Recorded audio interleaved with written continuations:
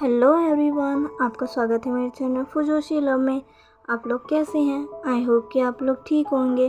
तो चलिए हम अपनी स्टोरी की स्टार्टिंग करते हैं। यहाँ हमें ईवो को दिखाया जाता है जो कि अभी हॉस्पिटल के एक रूम से निकल रहा था। उसके हाथ में उसकी रिपोर्ट्स थी। ईवो आज अपना चेकअप करवाने के लिए हॉस्पिटल आया था। उसकी हालत कुछ दिनों से ठीक नहीं थी और ये चीज़ उसकी ग्रैंड माँ भी नोटिस कर रही थी। ईवो अपनी हालत को बार बार इग्नोर कर रहा था, पर आज उसकी ग्रैंड माँ के काफ़ी ज़्यादा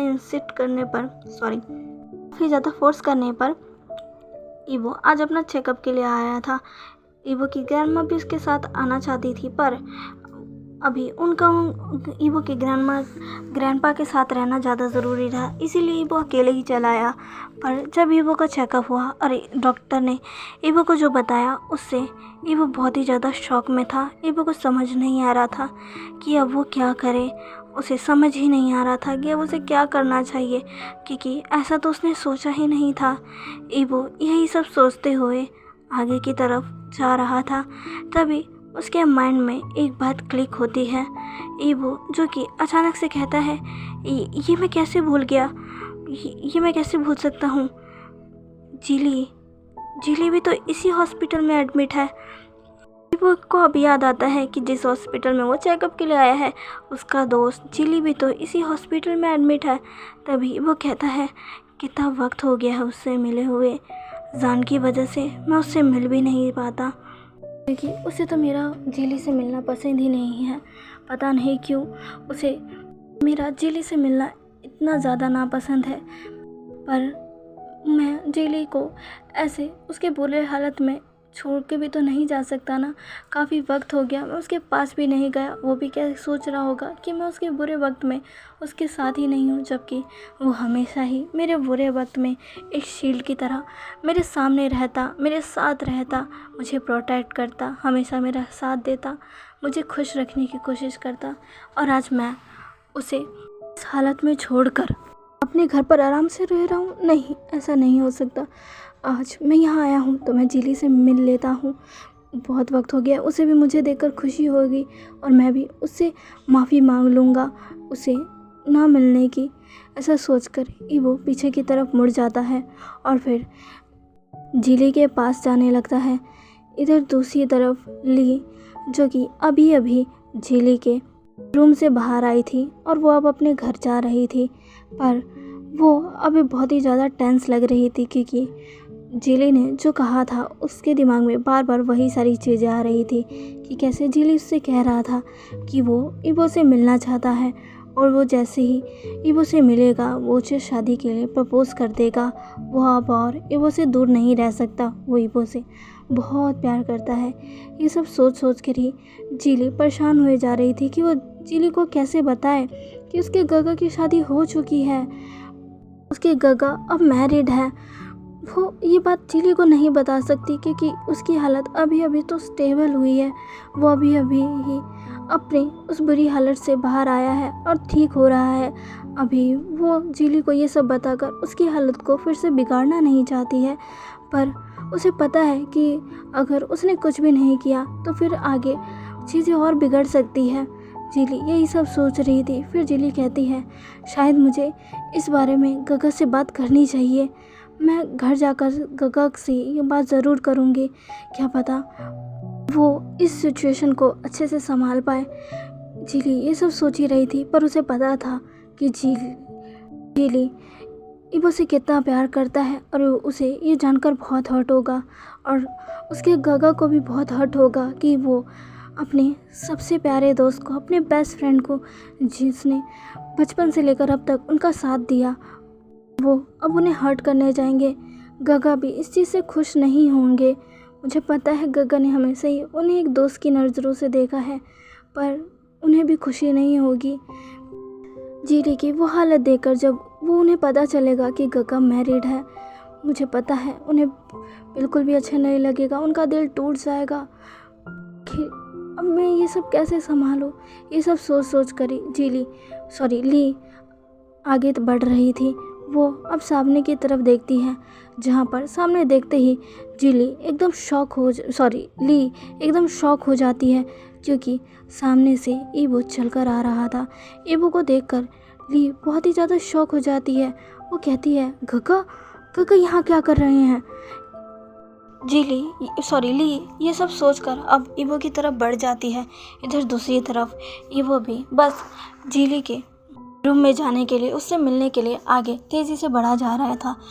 पर अचानक से ही वो सामने से ली को आता देखता है, जिसे देखकर ईवो पहले तो शॉक होता है, लेकिन फिर वो समझ जाता है कि शायद ली जिली से ही मिलने आई होगी। वैसे भी ली ईवो की जगह हमेशा ही जिली से मिलने आया करती है, और जिली कैसा है उसकी भी तो अपडेट उसे ली से ही पता चलती है। ये देखकर ईवो एक स्माइल करता है और ली की तरफ बढ़ने लगता है। ली भी अब जल्दी से अपने गग्गा के पास आ जाती है, जहाँ पर वो ईवो को देखते हुए कहती है, गग्गा आप यहाँ क्या कर रहे हैं? तभी ईवो कहता है, मैं यहाँ किसी काम के लिए आया था, और फिर मुझे याद आया कि जिली भी तो यहीं है, इसीलिए मैं उससे मिलने जा रहा हूँ। तभी ली कहती है, क्या? पर आप नहीं जा सकते। तभी वो कहता है, क्यों? मैं जिली से मिलने क्यों नहीं जा सकता? क्या वो मुझसे नाराज़ है? क्या वो मुझसे मिलना नहीं चाहता? क्या वो मुझसे गुस्सा हो चुका है? ली बताओ, क्या वो मुझसे इतना गुस्सा हो चुका है कि वो मुझसे मिलना नहीं चाहता? ली मुझे जल्दी उसके पास जाना होगा। मैं उसे मना लूँगा, मैं उसे शांत कर दूँगा। मुझे देखते ही उसका गुस्सा शांत हो जाएगा। मुझे पता है कि वो अभी मुझसे गुस्सा होगा, क्योंकि मैं उससे मिलने नहीं आया। उसकी हालत में मैं उसके साथ नहीं था। हाँ, इसमें मेरी भी गलती है, इसलिए मैं अब उससे सब चीज़ों के लिए माफ़ी मांग लूँगा। ऐसा कहते हुए ईवो अब आगे बढ़ने ही लगता है। तभी ली उसका हाथ पकड़ लेती है और कहती है, नहीं गग्गा, आप नहीं जा सकते। तभी ईवो कहता है, क्यों, क्या हुआ? तभी ली कहती है कि क्योंकि जिली गग्गा तो वहाँ है ही नहीं। तभी ईवो ये सुनकर शॉक हो जाता है और कहता है, क्या जिली वहाँ नहीं है? तभी ली कहती है, हाँ, शायद आपको पता नहीं होगा। मैं ही आपको बताना भूल गई कि जिली गग्गा तो आज ही डिस्चार्ज होकर चले गए हैं। अगर आप थोड़े समय पहले आते तो शायद आप उनसे मिल भी पाते, पर अब वो जा चुके हैं। गग्गा सुनकर ईवो थोड़ा सैड सा हो जाता है। उसे आज उम्मीद थी कि वो जिली को देख पाएगा, उससे मिल पाएगा, उससे थोड़ी बातें कर पाएगा, पर वो आज भी उससे नहीं मिल पाया। ईवो कहता है, ओह अच्छा। तभी ली कहती है, वैसे गग्गा आप यहाँ क्यों आए थे? तभी ईवो कहता है, कुछ नहीं। तभी ली कहती है, बताइए ना गग्गा। तभी ईवो कहता है, कुछ नहीं, मैं बस मेरी तबीयत थोड़ी ठीक नहीं थी, इसीलिए मैं अपना चेकअप कराने आया था। तभी ली कहती है, क्या गग्गा आपकी तबीयत ठीक नहीं है? आप ठीक तो है ना? आपको क्या हुआ? डॉक्टर ने क्या कहा? बताइए मुझे। तभी ईवो कहता है, ली शांत हो जाओ, मुझे कुछ नहीं हुआ, मैं बिल्कुल ठीक हूँ। डॉक्टर ने मुझे कहा है कि मुझे बस थोड़ी सी वीकनेस है, वो ठीक हो जाएगी। तभी ली कहती है, गग्गा आप अपना अच्छे से ध्यान क्यों नहीं रखते हैं?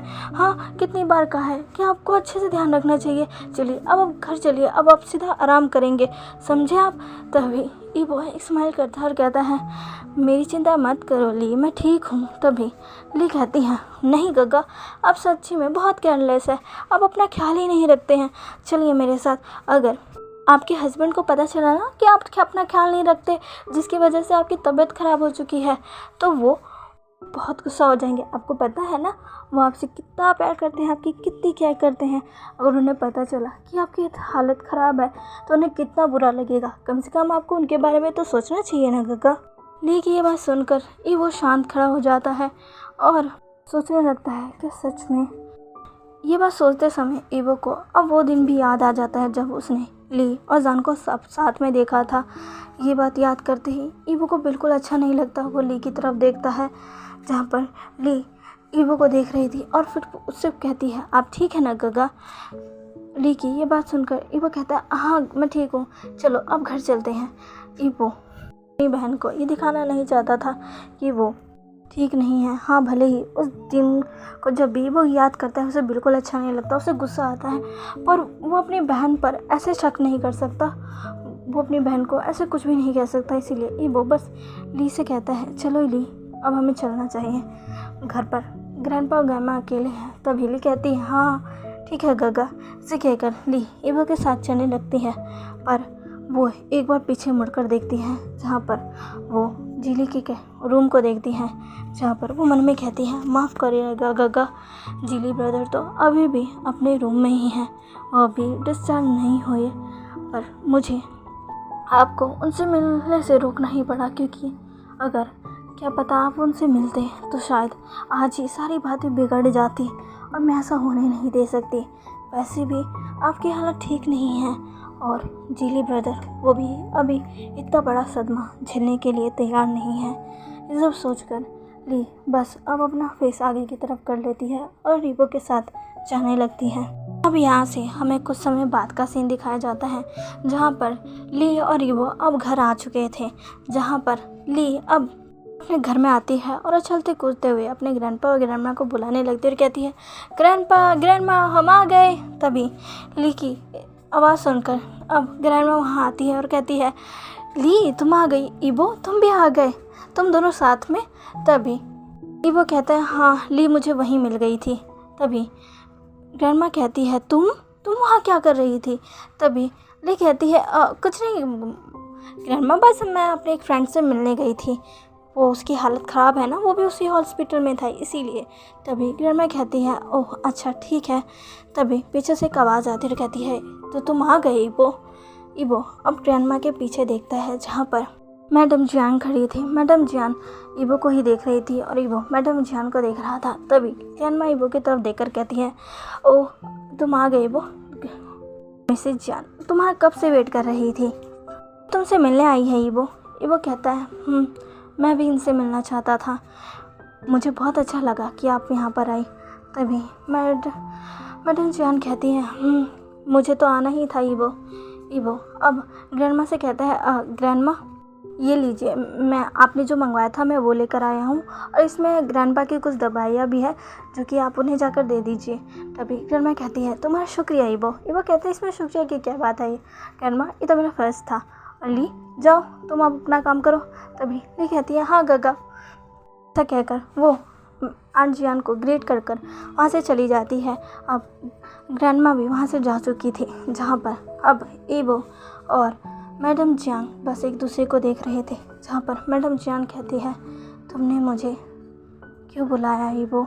ईबो कहता है, शायद आप जानती होगी कि मैंने आपको क्यों बुलाया है, ये पूछकर बस आप टाइम वेस्ट कर रही हैं। तभी मैडम जियान एक गहरी सांस लेती है और कहती है, ईबो कहता है, मुझे लगता है कि हमें रूम में चलकर बात करनी चाहिए, ये सही जगह नहीं है ये सारी बातें करने की। तभी मैडम जियान कहती है, ठीक है चलो। अब ईबो और मिसेस जियान ईबो के रूम में जाते हैं। रूम में पहुंचकर ईबो अपने डोर को लॉक कर लेता है और अब वो दोनों रूम के काउच पर आकर बैठ जाते हैं, जहाँ पर मैडम जियान कहती है, तो बताओ ईबो तुम क्या कहना चाहते हो। तभी वो कहता है, शायद आप जानती होगी कि मैं आपको क्या कहना चाहता हूँ आंट। तभी मिसेस जियान कहती है, मुझे पता है ईबो, पर कि तुम जो फैसला कर रहे हो वो सही है ईबो, एक बार सोच लो। हाँ मैं जानती हूँ कि जान अब ठीक हो गया है, वो पहले से काफ़ी ज़्यादा बेहतर हो गया है, पर ईबो क्या ये फ़ैसला इतनी जल्दी रहना सही है। तुम कुछ समय और क्यों नहीं रुक सकते यहाँ पर, या फिर जान को एक तो मौका दे कर दो ईबो, एक तो मौका दो जान को। तभी ईबो कहता है, आंट आप ऐसा कैसे कर सकती है, आपने मुझे कहा था ना कि मेरे फ़ैसले में आप मेरा साथ देंगी, आप मेरे साथ खड़ी रहेंगी। मेरा काम बस जान की हालत सुधरने तक उसके साथ रहना था, ताकि उसकी हालत में सुधार आ सके। और शायद अब वो पूरी तरीके से ठीक है, वो पहले जैसी कोई हरकतें नहीं करता, शांति से रहता है और शांति से अपना काम करता है। उसने वो सारी माफियागिरी भी अब लगभग छोड़ ही दी है, वो किसी को भी हर्ट नहीं करता है, बस अपने काम में लगा रहता है। अब तो मेरे ख्याल से वो ठीक हो चुका है और अब मुझे जाना चाहिए।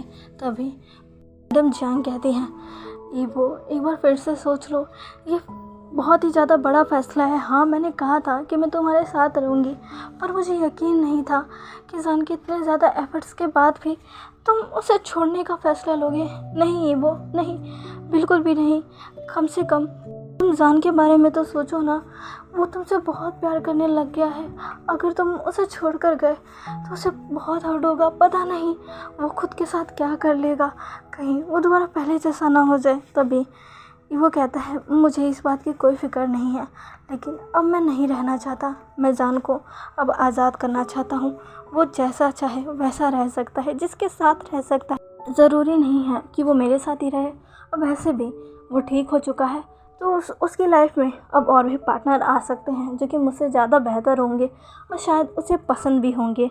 तभी मैडम यो ईबो की तरफ देखती है और कहती है, क्या ये तुम दावे के साथ कह सकते हो कि ईबो को, सॉरी जान को, अब तुम्हारे अलावा कोई पसंद आ सकता है? तभी ईबो को अब लिली और जान का वो मिलना, एक दूसरे को हग करना, एक दूसरे की तरफ प्यार से देखना, स्माइल करना याद आता है। जिसे याद करते हुए ईबो मुस्कुरा कर कहता है, क्यों नहीं, इसे कोई भी पसंद आ सकता है। ऐसा कहकर ईबो स्माइल करता है। मैडम जियांग बस ईबो को देख रही थी। उनके दिल में एक उम्मीद थी कि शायद जान के साथ रह रहकर ईबो को भी जान के लिए कुछ फीलिंग होने लगेगी। क्या पता ईबो अपना मन बदल दे। यही सब सोच कर तो मिसेस जियांग ने ईबो को वो सब कहा था, पर ईबो अपनी बात पर इतना अड़ा रहेगा उन्होंने ये सोचा भी नहीं था। ईबो अब जान को छोड़कर जाना चाहता है। यही सब सोच कर मैडम जियांग बहुत ही ज़्यादा परेशान हो चुकी थी। वो जान को अब फिर से अकेला नहीं देखना चाहती थी, ना ही तड़पता हुआ देखना चाहती थी। वो ईबो से कितना कुछ कह चुकी है, पर ईबो के समझ में तो कुछ आ ही नहीं रहा। उसने अपना फैसला कर चुका है। तभी मैडम जियांग कहती है, ईबो तुम फिर से सोच लो, तुम्हारी और जान की लाइफ भी तो एक जैसी ही रही है। वो भी अपने परिवार से दूर रहा है, वो भी अपनी फैमिली के लिए काफ़ी ज़्यादा तड़पा है, काफ़ी ज़्यादा अकेला रहा है। बस अपने दिल के दर्द को सिर्फ अपने साथ रखता है, किसी के साथ नहीं बांटता, अंदर अंदर घुटता रहता है। जब दूसरे बच्चों को वो अपने पेरेंट्स के साथ देखता था, उसे बहुत बुरा लगता था। उसके आंखों में आंसू आ जाया करते थे। उसे हमेशा से अपनी फैमिली वापस चाहिए थी, और शायद आज उसे अपनी फैमिली मिल चुकी है। और जब उसे अपनी फैमिली मिल चुकी है तो तुम उससे उसकी फैमिली छीनना चाहते हो? ईबो कहता है, मैं किसी से भी किसी की फैमिली नहीं छीन रहा। ईबो कहते हुए मैडम जियांग की तरफ देखकर कहता है, जान अब ठीक हो चुका है। वो किसी और से शादी कर उसके साथ रहकर अपनी फैमिली बना सकता है, लेकिन अब मुझे यहाँ से जाना होगा। वो जिसको चाहे उसको चूज़ कर सकता है, लेकिन अब मैं नहीं रहूँगा, मैं नहीं रह सकता। ऐसा कहते हुए ईबो की आंखों में भी आंसू आ जाते हैं। मैडम जियांग बस ईबो की तरफ ही देख रही थी। तभी वो ईबो के पास रखे उस बैग को देखती है, जिसमें उन्हें कुछ नजर आ रहा था। मैडम जियांग तुरंत ही उस बैग में से दिख रही उस फाइल को उठा लेती है, तुरंत ही उसे खोलकर देखती है और कहती है, ये क्या है ईबो जैसे ही मैडम जियांग की तरफ मुड़ता है तो वो देखता है मैडम जियांग के हाथों में उसकी रिपोर्ट है। ईबो उस रिपोर्ट को मैडम जियांग से छीनने लगता है, पर मैडम जियांग तुरंत ही वो फाइल ईबो से दूर कर लेती है और उस फाइल को अच्छे से देखने लगती है। ईबो मैडम जियांग को रोकने की कोशिश करता है, पर मैडम जियांग तो रुकने का नाम ही नहीं लेती। पर मैडम जियांग जब उस फाइल को पढ़ती है और जानती है इस फाइल में क्या लिखा हुआ है, तो वो ईबो की तरफ देखती है और कहती है, ईबो ये सब। ईबो जो कि शांत खड़ा था और मैडम जियांग की तरफ देखने लगता है। तभी मैडम जियांग कहती है, तुम इतना बड़ा फैसला कैसे कर सकते हो? तुम अब ऐसा नहीं कर सकते। नहीं ईबो, नहीं, ये गलत है, ये गलत है।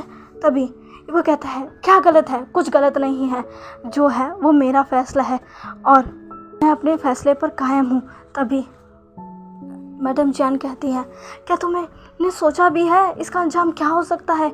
ईबो पर सोच कर देखो, ये बहुत ही बड़ा फैसला है ईबो। तुम तभी ईबो कहता है, हाँ, पर मैंने अपना फैसला ले चुका है और ये मेरा फैसला है और मैं अब अपने फैसले से पीछे नहीं हट सकता। मैं अब जान को और खुद को इस ज़बरदस्ती के रिश्ते से फ्री करना चाहता हूँ। मैं फ्री होना चाहता हूँ। मैं अब जीना चाहता हूँ वैसे ही जैसे मैं चाहूँ। मैं अब और ऐसे नहीं रह सकता, मैंने आपको पहले ही कह चुका है। तभी मैडम जान कहती है, तुम गलत कर रहे हो वो, अब मैं तुम्हारे साथ नहीं दे सकती, तुम्हें इस बारे में सोचना होगा, तुम्हें इस बारे में अच्छे से सोचना होगा ही वो, तुम अपना फ़ैसला जल्दबाजी में ले रहे हो, तुम वही कर रहे हो जो एक टाइम पर तुम्हारी फैमिली ने तुम्हारे साथ किया था। पर इसमें बस एक ही डिफरेंस रहेगा कि उन्होंने तुम्हें छोड़ दिया और अब तुम अपनी इस फैमिली को छोड़ रहे हो, और जो दर्द तुम बचपन से फील करते आ रहे हो अब वही दर्द वो फील करेगा। तुम ये गलत कर रहे हो, ये वो गलत कर रहे हो, तुम्हें दोबारा सोचना चाहिए। ऐसा कहकर मैडम जियान जो कि जल्दी से अब उस रूम से बाहर निकल जाती है। उन्हें अब गुस्सा आ रहा था और वो अपना गुस्सा ईवो पर नहीं निकालना चाहती थी, इसलिए वो बाहर चली जाती है। उनके बाहर जाते ही ईवो, जिसकी आंखों में आंसू थे, वो नीचे बैठ जाता है और वो अपने सर को पकड़ लेता है। उसे कुछ समझ ही नहीं आ रहा था कि उसे क्या करना चाहिए। तो चलिए गाइस, आज के लिए बस इतना ही। आज का पार्ट आपको कैसा लगा प्लीज़ प्लीज़ प्लीज़ मुझे कमेंट करके ज़रूर बताइएगा, और प्लीज़ मेरे चैनल को लाइक, सब्सक्राइब एंड शेयर कर दीजिएगा। नेक्स्ट पार्ट में बाय।